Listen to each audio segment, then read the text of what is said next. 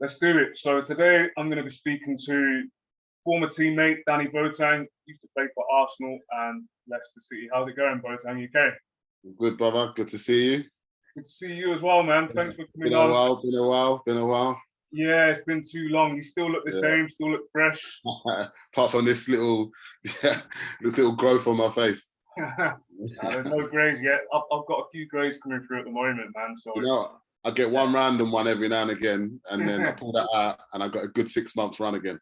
Oh, that's good, man. Nah, nice to see you, fresh face again. Just obviously, thanks for coming on. Just let everyone know kind of how's things, how are you, how's life at the moment, what you're up to. Yeah, life's really good, man. Life's good. Just doing, 42 soon. Like the years are ticking on, but yeah, I just do the family man stuff now, man. But everything's about the kids, really. Go to work. If I'm not at work, I'm at home with the kids doing family stuff, really. Good stuff. Pretty much the same as me. So talk to me about work. Like, what does work look like nowadays for you? So work nowadays, I'm a London black cab driver. So I go to work when I'm self-employed. So I go to work when I kind of want to go to work, and it's my missus works in law, and so she goes into work a lot. So the balance is good for us. I can do the school runs. I'm there to pick up, and I get to spend quite a lot of time with my kids, right? Whereas, I've got friends who go to work 7 a.m, come home 7 p.m, don't really see them till the weekend. But yeah, so I'm about in the day to sort of help out with getting them to and from school and after school activities or whatever. That's good to know, man. Everyone's looking for that kind of work-life balance nowadays, especially as a result of COVID and that. I think it's opened up a few people's minds with regards to kind of work and spending time with family and things like that. So obviously it's good to know that you've got that balance. Talk to me about like the taxi role, because I remember, I think when you were first looking into it, I don't know about the dates, but I'm going to go back probably 2002, 3, maybe thereabouts. I remember speaking to on the phone, and you said you were kind of looking to go down that field. So talk to me about your kind of transition, retirement process, and your thought process behind it.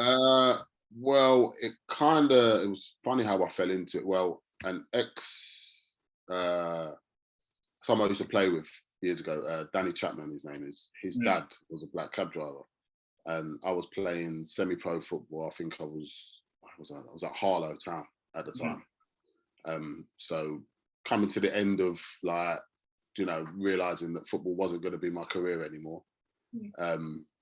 Quite a sharp fall from playing at one level to just, how it goes. You as you drop down, it's like you drop into that level. And then I just, do you know what I mean? So I ended up playing, and then I thought, right, I need to kind of do something to, a career, study, whatever. And it just happened to be with Danny Chapman and his dad one day. And his dad was like, why don't you do the knowledge? It wasn't something I'd ever thought about doing. And I was like, I don't want to do that. And he was like, look, you will never be rich, but you will never be poor. He said, you'll be able to have a good life, and the freedom is, you can't beat it. You go to work when you want, you choose what you want to do. So I thought, let me have a look on it. Let me have a look at it. I looked into the kind of salaries they earn, and everyone I knew who was a black cab driver seemed to have things together. Do you know what I mean? I had their house sorted, had holidays with their family and stuff like that. And as you know, when you come out of football, you kind of think, well, where's that coming from for me? What am I going to do? What skills have I got? I think maybe football's a bit different now, where they take more time to help you to transition. Whereas with us, when you finished playing, you were on your own, mate. You were just out there, in the wild, trying to fend for yourself. It's 100% true. Yeah, I mean, obviously, we compare our day going back 20 odd years, completely different in terms of salary, infrastructure, the help and resources that's readily available at your fingertips. Obviously, social media and everything's more kind of readily available online and stuff like that. So it's a lot more kind of easily accessible in terms of information for athletes, especially footballers nowadays. But even saying that, you still hear those stories where people have kind of got feel a loss of identity. They don't know where to go when it comes to kind of retiring from their chosen sport and things like that. And that can be for various reasons. in terms of yourself, kind of, how was when it came to the day of like hanging up your boots, so to speak, like, how did you feel? How was your retirement process? What kind of thoughts and kind of situation did you find yourself in? I think I was kind of ready. Mm. I was ready at the time. I'd been thinking about, right, this, although, you know, semi-pro money you're getting, back then I was probably getting about £400 a week. I was working as well. Do you know what I mean? I think at the time I was working in the estate agents. So I was working as well, and the combined salaries, oh yeah, it's all right. Do you know what I mean? Like you're thinking, yeah, I'm doing all right, but I knew it wasn't what I wanted to do. And I knew that football wasn't gonna be what I wanted it to be anymore. So I remember the day when I decided, like the decision came, and I was playing a game for Redbridge at the time, and this 18-year-old kid pinged the ball in the channel. It was a dead ball. I turned around, I'm like, why am I chasing that? I'm walking back. And I've got this 18-year-old kid screaming at me, fucking dad, blah, fucking this, fucking, I'm like going crazy. I said, yeah. Me, mate. That's me. I walked in the changing room, and was it Dean Holsworth? I think he was the manager. I said, bruv, I'm out, mate. I'm out. He said, what do you mean? I said, there's my tracksuit, I'm done. So I knew then that was the day that I decided, and I think that was like 2005, 6. So that was even a couple of years after I spoke to you about toying with the idea. And so, but I'd still playing at the time. So I was still, and that, like I said, I was working and playing. So that money was all right. But then that moment there, that actual moment was, that was when I said, yeah, that's it. Wow. I've lowered myself to these levels now, and I got kids shouting at me like, I'm done. Wow. Just like that. And then, so you've obviously said that, and you've gone ahead with it, you've followed through, as you mentioned. And then, did you seek any help from like the PFA or the PFA? That's the one bit of help. The only bad thing I have to say about it is you have to go and look for that help.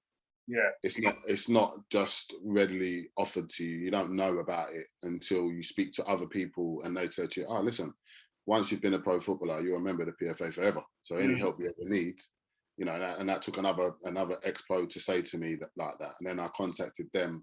They were really good. They sent me, even though I had a little bit of money around me, they still sent me money to sort of clear any outstanding car payments I had. I mean, I even had they said, write everything. They said, everything you got that's outstanding, put it down on the paper. I had a parking ticket, but they paid that as well.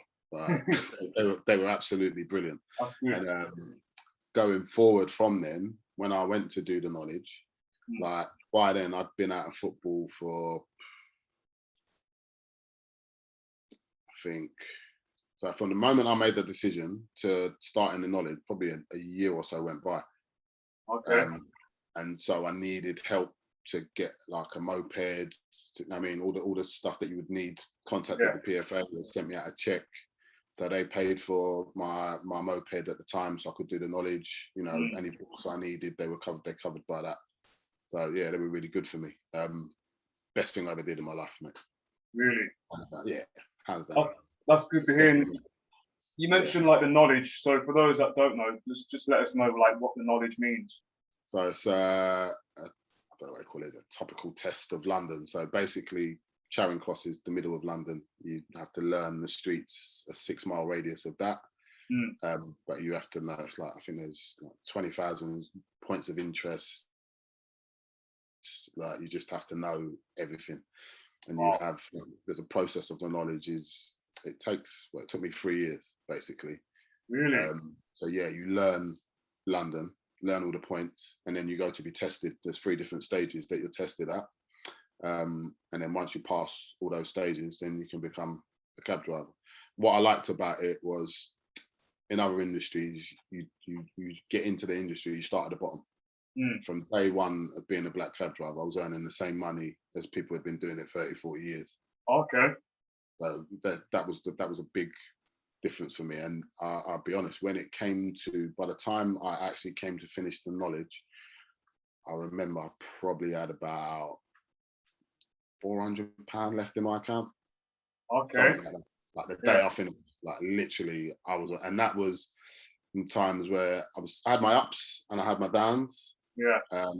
But when I first finished football, to get by, like I'm from a council estate in Islington.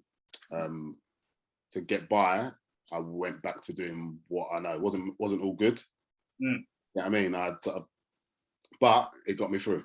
It got me through. Like, and getting towards the end of the knowledge, when I realised I was going to be able to make an honest living, I kind of did it when I did the other stuff when I needed to. Yeah. You know what I mean? But I wouldn't. I've got no worries about saying like you do what you do to get by. Do you know what I mean? You do what you do to get. No, not everyone might agree with it, but that's it. You know, if you're from the streets, you go back to the streets, mate. I hear you. I mean, essentially, you got to do what you got to do, especially if you got a family. You're obviously trying to support them in the best way possible. So yeah, I mean, thanks for sharing that. Obviously, I know you personally because we played at played for a short period of time at Leicester when you joined from Arsenal. So I kind of know your character and stuff like that. So I know what potential transferable skills you've taken from football to kind of cab driving and all the other things that you've kind of done in between. So just let everyone know kind of what your transferable skills were that you've kind of taken from football into your life at the moment. I think football gives you that. The one thing I miss from football is that messing around every day. You're going into work with a load of your mates, just basically pissing around all day. Do you know what I mean? Like when you're playing football, you're serious, but do you know what I mean? The days when we were living together, when we was like, we'd come home and we'd get the Nintendo 64 out, GoldenEye, Mario Kart, like for hours. You know what I mean? Like, I miss all that, you know, because being a black cab driver, it's a good job, it pays well, but you're on your own.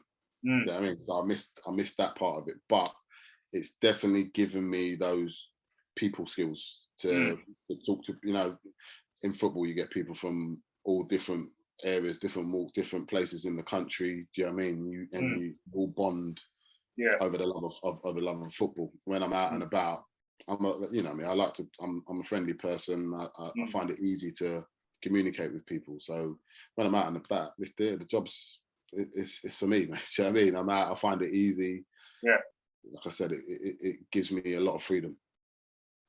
And with like, from a footballing perspective, do you think retirement should be approached in a different way? So obviously, go back 20 years, whenever, say we were 18, 19, and someone said, oh yeah, like consider retirement, like your thought process behind it, you kind of shrug it off because you're thinking, well, I'm only 18, 19, I've got years left in the game, I'm not even going to think about it. So do you think it should be approached in a different way? Because I always used to think it was a bit of a negative conversation to have when you're younger. Yeah, I think you're probably the same as me. Not becoming a footballer was never in my head. Yeah, you know I mean, I went to Arsenal when I was about 10, 11. So about 11. So my whole school life, whatever, I was known as Danny, the boy who plays for Arsenal, you know. And back then, things were different. If you were at a club, you were a decent player. There wasn't all these academies and whatever, you know. If you were affiliated with a club properly, you had something about you. So I grew up going through the ranks at Arsenal, learning a lot. Like we had some brilliant footballers at that club, like brilliant footballers. And so I learned my trade there. And we had a lot of support compared to other teams, you know. I think the more money the club had, how bigger the club was, the more resources they had. But even then, education wasn't really a thing. And I think kids now, they should be showed more that there is life after football. It's not the be all and end all. You can still go on to be successful, own your own house, you know, have a family, do all the things that normal people do. Like, and you're not a failure. It's a very small percent of people that actually make it to the top and have a very, very successful career at it. Like, out of all the people I played with at Arsenal over the years, people had careers. People definitely had careers, but actual ones who went to the top, 2 or 3 maybe, of all the people that I've ever, you know, come across in football in my time. And I think that's really important. Now they definitely do better. I think I was watching a program on TV about Crystal Palace and their academy, and the meetings afterwards when you'd be released and stuff like that. we didn't get any of that. We didn't get any of that. None of that. Yeah. It was like, you've been released. You're on your own. You know what I mean? 100%. I remember when I got released from Arsenal, there wasn't really much on the table. They were unsure whether they were going to offer me something. And that was a real down point for me. That there was like, well, am I good enough? Am I not good enough? Like, and then I remember going to, you know, the Lillishall exit trials. Yeah. We went there, and obviously boys who'd been released, they hadn't actually made a decision on me then, but I wanted to go just to give myself the best option. So all the boys from clubs all around the country, big clubs, small clubs, we all went to these trials. I think there was must have been about 60 boys there at the time, and they split you up into different teams, and all the scouts from all over the country would come and watch. And so it was like a weekend thing. We were there for about 3 days. We were there for, and then you come home. Yeah, so it was a Wednesday, Thursday, Friday. You came home at the weekend. Yeah. I remember coming home, going back to art training on the Monday morning at Arsenal, and getting called into the office by Liam Brady, and he said, "Well, I don't know what you did at the weekend, but you must have played well, because I think they had like 14 offers from clubs for me." Wow. Yeah, and like who wanted me to go there and have a look at me, and then I sorted through. Tottenham was on there. Really? Yeah, but in my head, I wanted to get out of London, to get my head down, to be able to focus on football. That's when I came to Leicester. When I came to Leicester, yeah, it was good times. Good times. Yeah, we had a good time. I remember you coming. I was like, wow, okay. And I was like, 'cause obviously, I was still in the youth team for the same age. So I was like, that's another great addition to the youth team. And we had a decent team, to be fair. So yeah, that was good. And then just go back a little bit. You mentioned obviously the youth team and the players that you played with at Arsenal. I know a lot of them anyway, just through playing against them and stuff like that. But just let everyone know, like, the caliber of player that you were playing with, like in the youth team and stuff. So biggest ones, obviously, Ashley Cole was in my youth team, really good friend of mine growing up. Who else? We had Paolo Vanazza, obviously played Champions League for Arsenal. Julian Gray went on to play. We had a couple of the younger ones as well, Jay Bothroyd. Another player I always say is the greatest player I've ever played with, David Noble. One of the, mate, you know Nobes, mate. What a player. The best player I've ever played with, who should have been like, you know, he should have been a world beater. Should have been a world beater. He was unbelievable. What a player. Who else in my youth team went on? Cano went and had a good career. You know, county and stuff. He did really well. Reece Weston, another good friend of yours from Lillishall. There was a few, but they're the only ones that I can really think. Actually, Greg Lincoln did all right, but again, another player who I don't think reached full potential. I always remember playing against Arsenal, and like, the team's just ridiculous. It was just scary. But it's hard, and people don't realise, obviously, when you're playing, Ashley Cole wasn't Ashley Cole that everyone knows, but you know that he's going to be potentially got greatness on the cards moving forward. But it's tough, and people don't realise. They assume that you're there and it's guaranteed, and nothing's really guaranteed at all. Anything, not at all. Injury, new manager comes in. We've all been there when you've been in the team. New manager comes in, and then you're on the bench. And I think a lot of it depends on the person that you are. You know, and the input you've got. If you've got good people around you, if you're the kind of person who wants to work that much harder. Like, I look back now and think I didn't do enough to be a pro footballer. I didn't do enough. You know, like when we was living in Leicester, any chance we got, I was back to London. Like there'd be times when you be at the house, like just I'm chilling, I'm not even bothered, I can't be bothered, I'm gonna rest.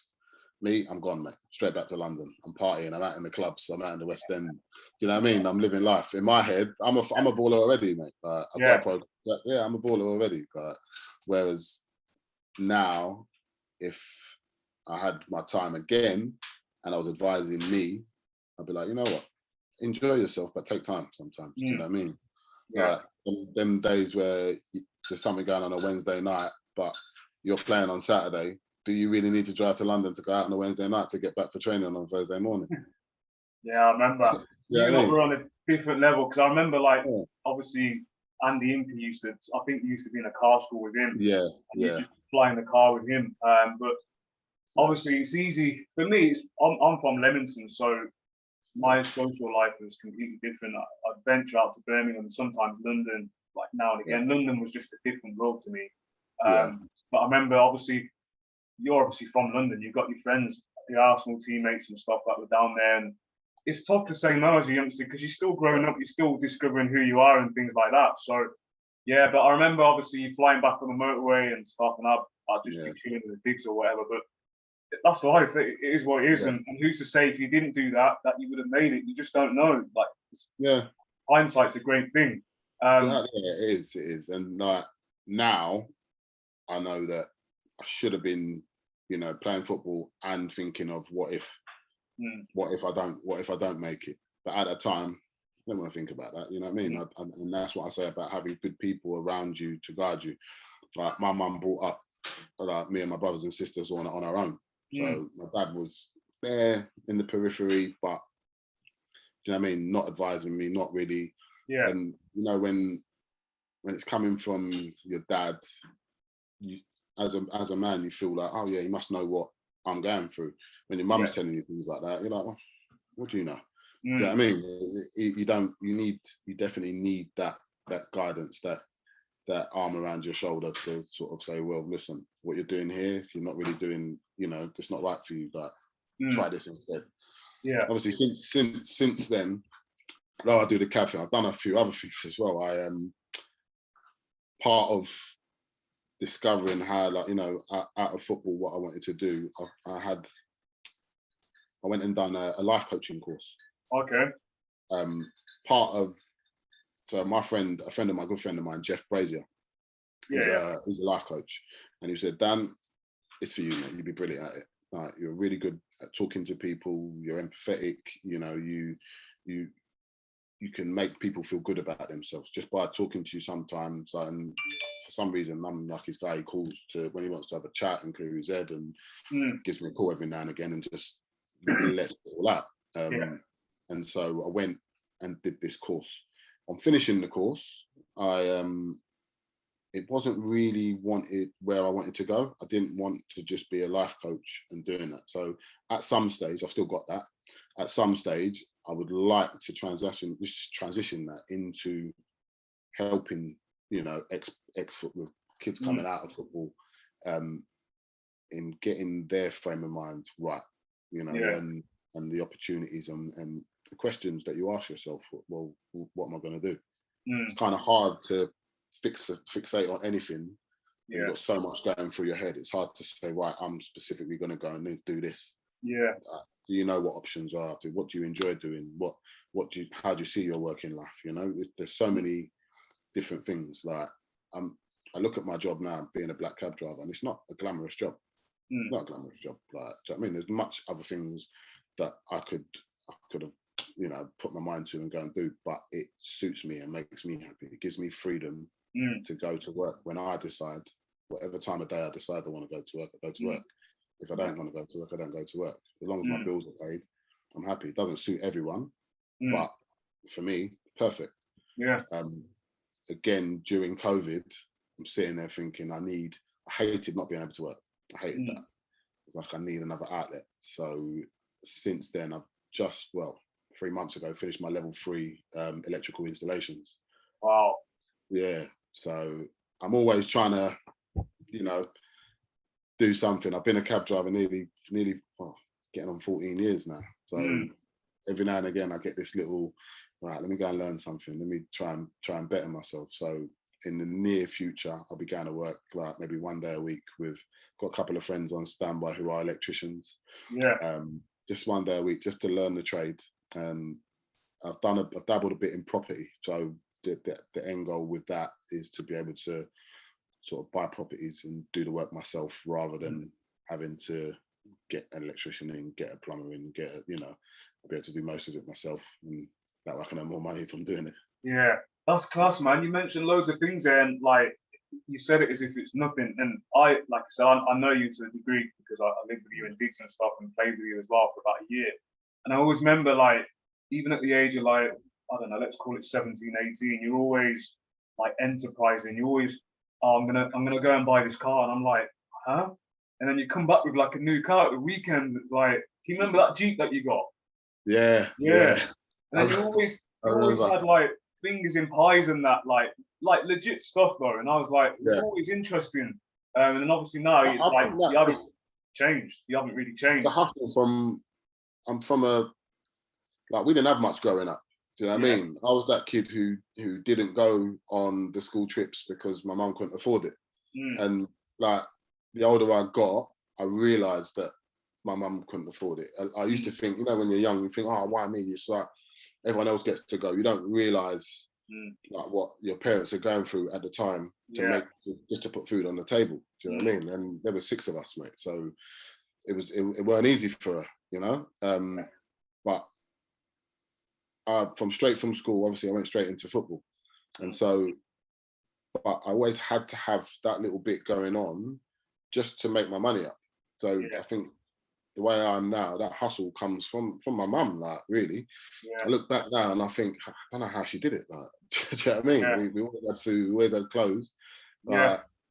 We have 2 salaries now, and sometimes, you know, you still got to save for stuff. You still got to put away for stuff. All right, like, things are a lot better than they could. Than they could be.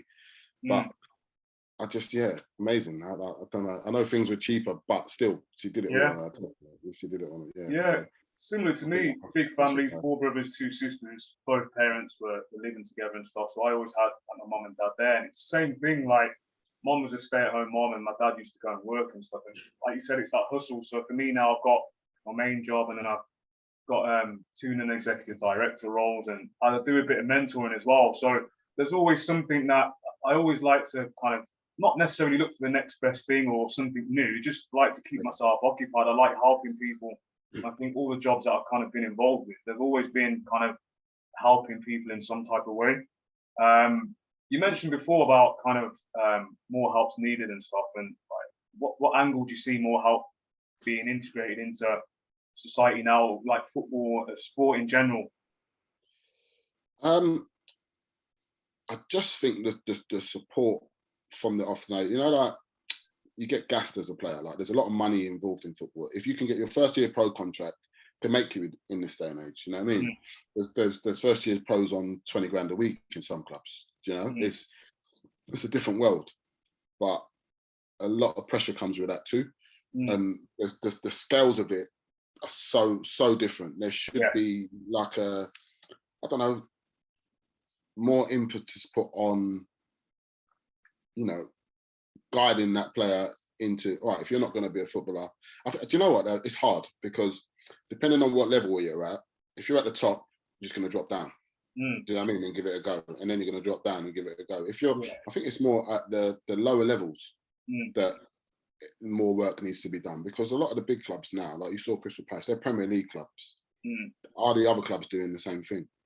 You know, are there enough opportunities for them if they haven't been studying? I don't know how it really works now. I know they do make them study a lot more now. Like, we did some 1 day a week leisure and tourism course where the guy used to tell us the answers because he knew we weren't going to do it anyway. Do you know what I mean? We're just messing around. It was a day off from football for us, you know? So, that's true. Yeah. I think maybe as well, maybe there should be people in the clubs, you know, working with them, like, doing these kind of things before it comes to that. Because we all know it's only 1% who's going to go all the way. That's it. And with that then, so have you got like any advice for any footballers, athletes out there going forward? Football, get your head down. You can enjoy life later, man. You can enjoy life later. That would be my thing. Stay focused. Stay focused. Like, be the best you. Be the best you can be. You know what I mean? If it means working extra hard, like, give you an example, like when we finished training, Bill. We were gone. We'd be running into the change room to get home to see who could get on the 64 first. Do you know what I mean? Nowadays, People are staying down after training, working on stuff. That's what we should have been doing. Sitting behind, working on passing, working on your touch, working on your finishing, whatever you can. What else are you going to do? You're going to go home and play computer like what we did. Like you got, as a footballer, you have a lot of time on your hands.